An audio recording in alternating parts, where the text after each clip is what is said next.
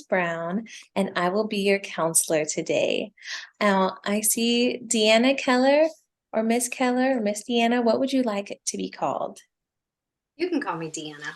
Oh, perfect. So before we get started, I would like to go over a couple of items about having our counseling session over the video teleconferencing system. This is just a little different than meeting face to face. I would like to assure you that your privacy will be protected during our conversation.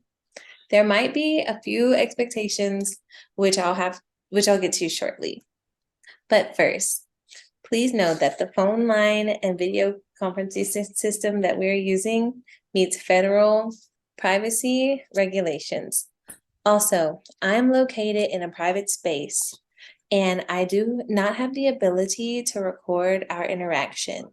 Are you in a private space as well? Yes. Perfect. So any information that you provide to me or other counselors will be kept confidential, except to meet legal obligations or to prevent harm to self or others. Legal obligations include requirements of law, DoD, or military regulations.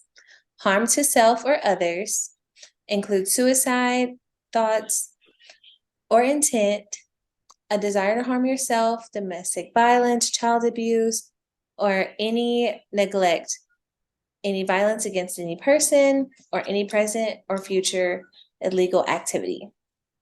Okay. So, to put that simply, if you determine that you or anyone else is at risk, I will be obligated by law to coordinate some help for you or anyone else. And so, my other question is, may I ask that I may ask you are things like, is there someone close to you that you can trust to help you or anyone else? Okay. Okay, perfect. Okay. So do you understand the limits, the confidentiality statement that I just explained to you? And do any of those situations that I mentioned apply to you today? I understand, and no, I'm in a safe place. Great. Thank you. So today we'll be using the Gestalt theory. It's a very effective approach due to its holism and therapeutic response in regard to mental health conditions such as anxiety, mood disorders, depression, relationships, and self-esteem issues. So I would like to know today, what has brought you to seek counseling? I have very bad test anxiety. Test A. Don't worry, if you see me like looking away, I'm writing down some notes as I hear what's going on. So you're having some testing anxiety. When did this testing anxiety start? For as long as I can remember.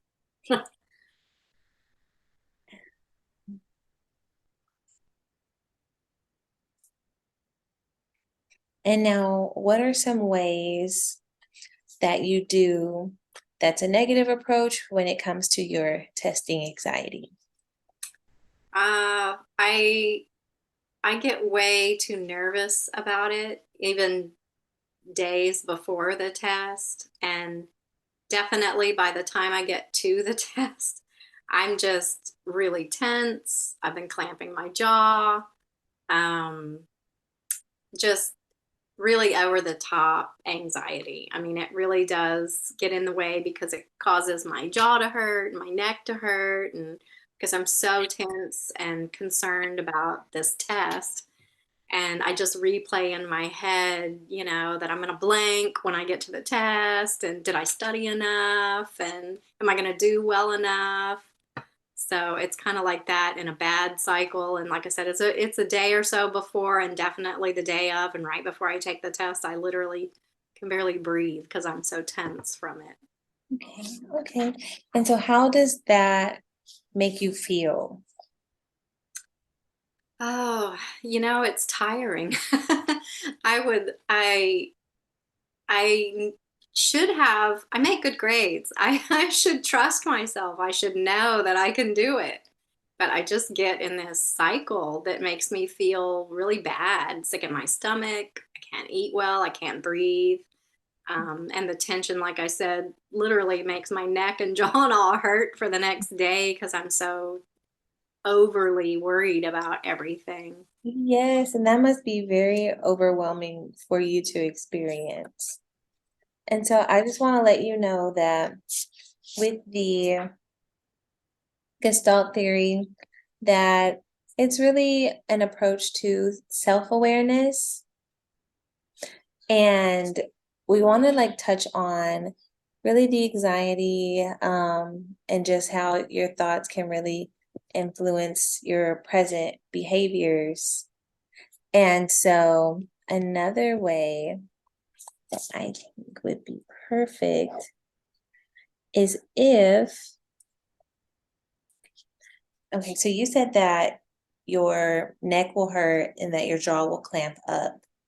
So that really stood out to me. A holistic approach to that. Have you ever seen like a chiropractor? Yes, actually, I see a chiropractor regularly. Okay, and how does that feel? Do you feel less anxious when you see your chiropractor? Yeah, I actually right now schedule it for after after tests and stuff like that because I am so tense. I have old injuries and it like I said, that pain and tension from having the test anxiety. So I just whenever I know I'm going to have a test, I'll call my doctor and make an appointment for the next day. That is amazing. That is amazing.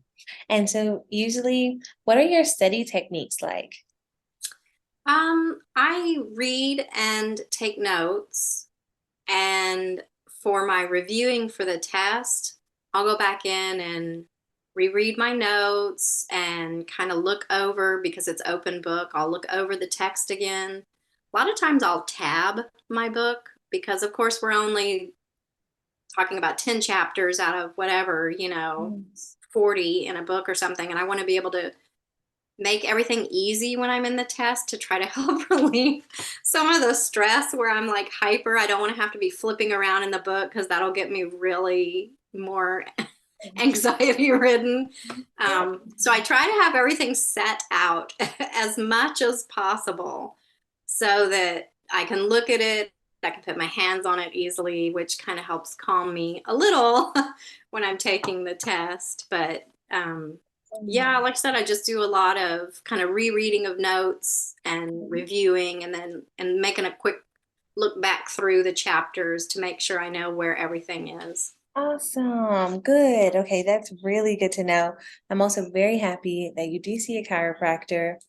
That is one of our holism approaches to Gestalt's theory. So I like that. And another thing is that, so we have another theory, and it's called the basically exaggeration technique. And so this technique works by making the clients become more aware of any like underlying issues that could be currently that's going on right now in your life that's linked to the test anxiety. And so I would like to know, I guess, more about how you said it's been a really long time. When did it start, your test Um, anxiety? Probably in my childhood, I have an older brother who's very gifted, always straight A's and best athlete. We have a really good relationship. There was never a competition there, and he was always like, he's the best big brother ever. But I self compare with how perfect he is. And so I want to be perfect too. It's like my parents don't force me to. My brother certainly never, it was never talked about. Um, but just for myself, I'm a perfectionist in a lot of things. I know I sometimes am very problematic with my perfectionism. Um, and I've gotten better as I've gotten older, but I did notice even like when my children were younger and I homeschooled them, um, and I'm like getting them ready for tests and stuff, I could see my youngest daughter doing the same things I did. So I could really, as a mirror, see my own behavior. Wow. She actually started having full-blown panic attacks and stuff like that because her perfectionism is so strong and when she has such deep test anxiety. And I kind of wonder, like, did I transfer that somehow to my own child? I mean, I know how bad it is for me that I really want to do really, really well in school, and so did she. So, I think definitely the problem has been around for a long time, Okay. and it's not something that has come and gone, and it has gotten a little better maybe since college. College was really, really bad. I actually had a time period where I registered at the university I was at so that I could go and do testing without time.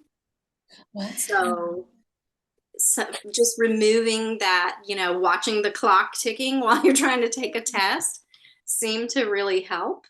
Oh, that's great. That's great. And would you do that again? Um, you know, I I kind of want to be able to move past needing such a thing. I want to be able to not have to like ask for exceptions and this sort of thing. I want to be able to just because I make great grades. So Yes, yes. so I should be able to. I've been doing it with time tests now. I've been still making really good grades. So I just need to somehow get my body to let go of this tension and this perfectionism that is obviously not good for me. It's not healthy. Aside from any test anxieties, what do you do that gives you a sense of relief in a therapeutic way? Well, I am a certified holistic health practitioner. So I know all about herbalism and different modalities other than Western medicine.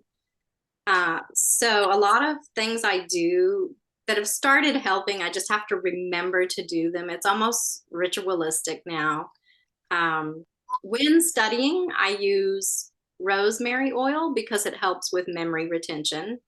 So during the test, I use it again because scientifically they've shown that if you use the same smell, memories relate to those.